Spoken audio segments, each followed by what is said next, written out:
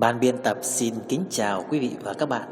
Chào mừng quý vị và các bạn đến với kênh Hồ sơ tuyệt mật. Trong bản tin ngày hôm nay, chúng tôi sẽ đưa đến cho các bạn thông tin chân dung bà xã xinh đẹp có 2 bằng đại học của ca sĩ Trọng Tấn. Đằng sau sự thành công của người đàn ông luôn có bóng dáng của một người phụ nữ. Câu nói đó thành chân lý. Đằng sau thành công của một người đàn ông làm nghệ thuật thì sự hy sinh của người phụ nữ lại càng lớn lao. Không chỉ sở hữu nhan sắc trẻ trung, thanh hoa, bà xã Trọng Tấn còn có tới 2 bằng đại học và là người giúp sự nghiệp của danh ca nhạc đỏ ngày càng thăng hoa. Vợ ca sĩ Trọng Tấn là Đặng Thị Thanh Hoa, sinh năm 1978. Cô là bạn học trường cấp 3 với Trọng Tấn. Cả hai có một mối tình khá thơ mộng với những bức thư trong ngăn bàn. Ngày đó, Trọng Tấn học lớp 11, trên bà xã một lớp. Khác buổi, nhưng cả hai tình cờ ngồi cùng một bàn. Những mảnh giấy làm quen được giấu dưới hốc bàn. Gốc cây là sợi dây nối tình cảm giữa hai người. Sau này, khi Trọng Tấn học nhạc ở Hà Nội, còn Thanh Hoa ở Thanh Hóa, cũng chính những bức thư đã giúp cho tình yêu của họ ngày càng bền chặt cho đến ngày về chung một nhà. Tình yêu của Trọng Tấn và vợ là Thanh Hoa khởi nguồn từ mối tình trong sáng của tuổi học trò. Hồi đó Trọng Tấn học lớp 11 trường Lam Sơn, Thanh Hóa. Trên Thanh Hoa một lớp, khác buổi nhưng cả hai lại ngồi cùng một bàn. Những mẩu thư vụn làm quen giấu nơi hốc bàn, gốc cây hàng ngày nhen nhóm cho câu chuyện tình của họ. Sau này, khi Trọng Tấn ra Hà Nội học trường nhạc, Thanh Hoa ở lại Thanh Hóa.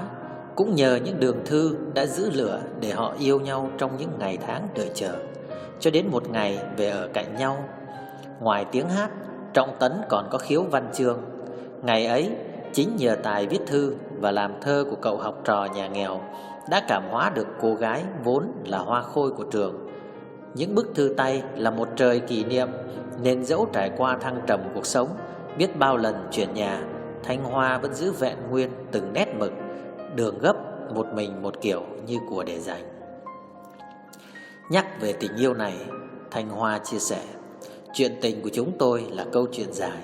Chúng tôi quen nhau ban đầu bằng những lư lá thư nhỏ bỏ trong ngăn bàn thời còn học cấp 3. Mối tình đầu lãng mạn cũng nên thơ như bao mối tình học trò khác. Chỉ có điều, nếu như mối tình học trò thường dang dở thì chúng tôi đã có duyên phận được lấy nhau. Anh Tấn học trên tôi một lớp. Lớp anh học buổi sáng, tôi học buổi chiều. Ngày đó, anh Tấn hay làm thơ tặng tôi và thường để thơ dưới ngăn bàn. Những vần thơ học trò tỏ tình ngây ngô nhưng đầy chân thật, cộng với giọng hát hay hiếm có thời bấy giờ, đã khiến tôi yêu anh lúc nào không hay. Rồi thời gian cứ thế qua đi, cả hai cùng đỗ đại học. Anh Tấn học ở nhạc viện 8 năm. Trong thời gian chờ anh học xong, tôi cũng đã có thời gian học 2 bằng đại học. Rồi chúng tôi cưới nhau, và đến giờ thì đã có 2 mặt con. Là những người ngoại tỉnh, cuộc sống ban đầu cũng đầy khó khăn, nhưng rồi tình yêu và sự nỗ lực vươn lên giúp cả hai chúng tôi cùng chung vai đi qua khoảng thời gian khốn khó nhất, cho đến ngày hôm nay. Thanh Hoa nói: giữa những đủ đầy, chị vẫn thèm và nhắc khéo Trọng Tấn. Lâu rồi chẳng thấy bố nó thơ thẩn gì nữa nhỉ. Đôi khi trước ngày kỷ niệm của chúng tôi, anh hỏi em thích tặng gì. Tôi chỉ cười và không nói. Những gì muốn có thì mình đã có hết rồi. Nhưng chính vì khi đã là của chung thì lại cảm thấy thèm niềm riêng như một lá thư tay. Trọng Tấn thì bảo thỉnh thoảng vào những ngày kỷ niệm của cả hai, như sinh nhật, ngày tình nhân, kỷ niệm ngày cưới, anh vẫn thường viết những lời ngỏ vào bưu thiếp. Đôi khi cả những bài thơ trách móc, hờn giận. Nếu những câu chuyện tình thời cấp sách thường kết thúc dang dở, thì Thanh Hoa và Trọng Tấn lại có một cái kết khá đẹp. Họ yêu nhau từ thời trung học và cùng chờ đợi nhau, làm đám cưới và hạnh phúc cho đến tận bây giờ.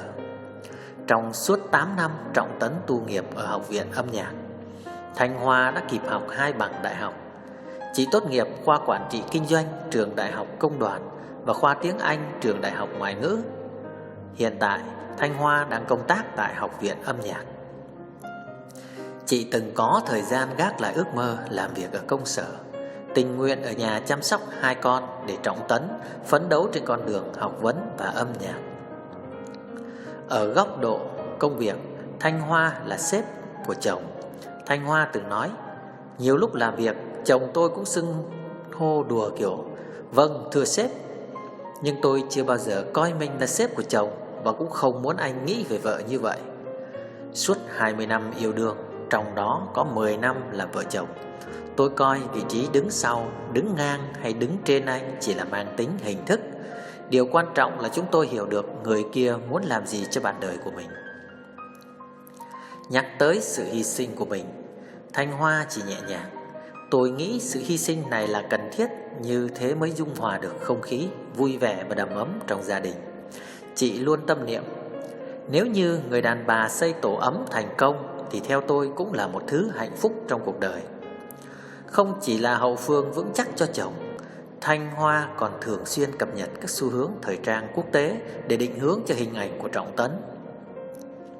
Phong cách thời trang của Trọng Tấn, từ đầu tóc, quần áo, giày dép đều do một tay Thanh Hoa tỉ mỉ chăm chút tạo dựng. Chị thường xuyên tháp tùng chồng tới tất cả những sự kiện, chương trình âm nhạc. Với tư cách một người đồng hành lặng lẽ, Trọng Tấn thừa nhận bà xã là một người có ảnh hưởng rất lớn đến sự nghiệp của tôi. Sự băn khoăn của bà xã đối với quyết định nghỉ dạy cũng khiến tôi trăn trở tới 2 năm trời. Không chỉ đảm đang, khéo léo, Thanh Hoa còn sở hữu vẻ đẹp đằm thắm, sang trọng cùng với phong cách thời trang hiện đại, trang nhã. Chính vì thế, Trọng Tấn vô cùng trân trọng vợ.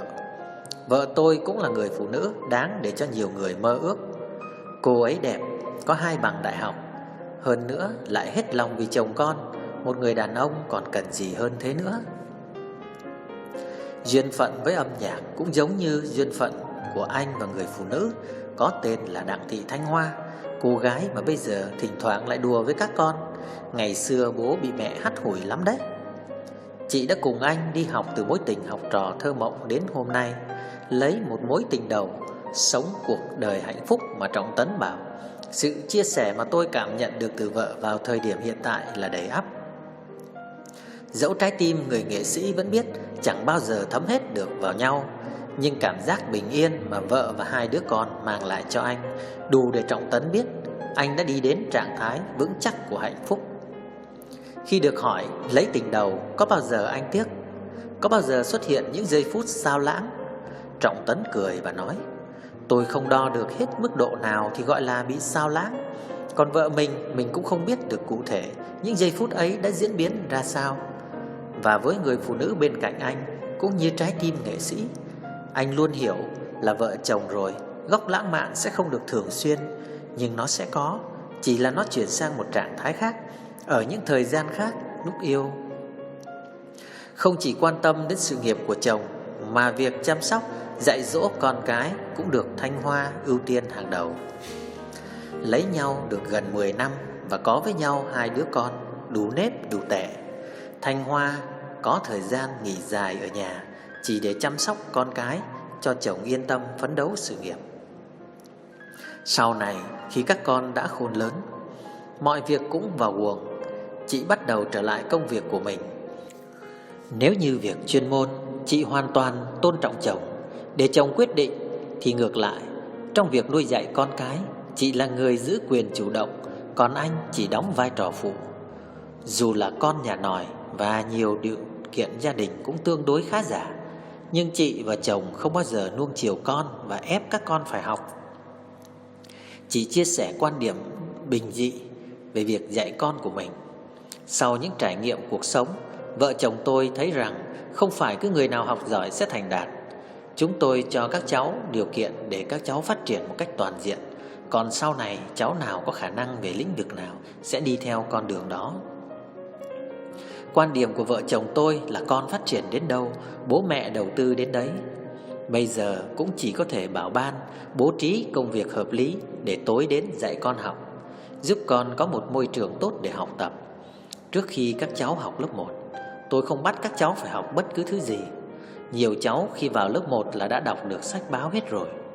Chúng tôi còn đi học lớp mầm non, Ở đó các cô dạy gì các cháu biết cái đó. Cứ để cho đến khi bắt đầu đi học, các cô giáo sẽ dạy cho các cháu. Khi các cháu bắt đầu đi học, bố mẹ cũng theo đó mà dạy dỗ con. Ngay cả khi đã học lớp 1, chúng tôi cũng để cháu học theo chương trình trên lớp, không bắt cháu học thêm nhiều. Tôi là giảng viên tiếng Anh nhưng cũng không ép con học tiếng Anh sớm. Đến khi cháu đọc viết thành thạo tiếng Việt, tôi mới bắt đầu dạy cháu tiếng Anh. Về việc dạy con, hai vợ chồng chị luôn phải bàn bạc thống nhất cùng một nguyên tắc. Đó là khi bố dạy con thì mẹ im lặng, nếu mẹ dạy thì bố im lặng. Khi ý kiến của hai vợ chồng không giống nhau thì sẽ trao đổi khi không có mặt các con. Nhất định không được tranh luận trước mặt các con, và cũng không có chuyện người kia bênh con trong khi người này đang bảo ban con. Với các con, vợ chồng ca sĩ cũng rất mong muốn sau này con mình sẽ có một tương lai tốt, nhưng điều đó không có nghĩa là bố mẹ tạo cho con mình áp lực. Hiện tại, khi con còn nhỏ, chúng tôi chỉ chú ý làm sao cho các con được rèn luyện về ý thức, đặc biệt là tính tự lập. Còn việc học tập, chúng tôi nhắc nhở, chỉ bảo các cháu học văn hóa, cho các cháu học thêm môn năng khiếu khi các cháu thích và yêu cầu được học. Tuyệt nhiên không bao giờ ép các con phải trở thành người như thế này, người như thế kia. Với một người vợ như thế, ca sĩ Trọng Tấn đi đâu cũng tự hào rằng không ai bằng vợ mình. Dù đã trải qua 2 lần sinh nở, nhưng vợ ca sĩ Trọng Tấn vẫn giữ được vẻ ngoài rạng rỡ, vóc dáng thon gọn cùng với gu thời trang trẻ trung, năng động. Giọng ca Rạng Trâm Bầu từng chia sẻ, bà xã là người tư vấn giúp anh có hình ảnh trẻ trung hơn, không chỉ đóng bộ vest với áo dài. Thanh Hoa thường tham khảo phong cách ăn mặc của các ngôi sao Âu, Mỹ, Hàn Quốc để chọn trang phục phù hợp với chồng. Chị cũng là người khuyến khích anh thử biểu diễn những ca khúc ngoài dòng nhạc đỏ, kết hợp với những giọng ca như Bùi Anh Tuấn, Ngọc Anh 3A.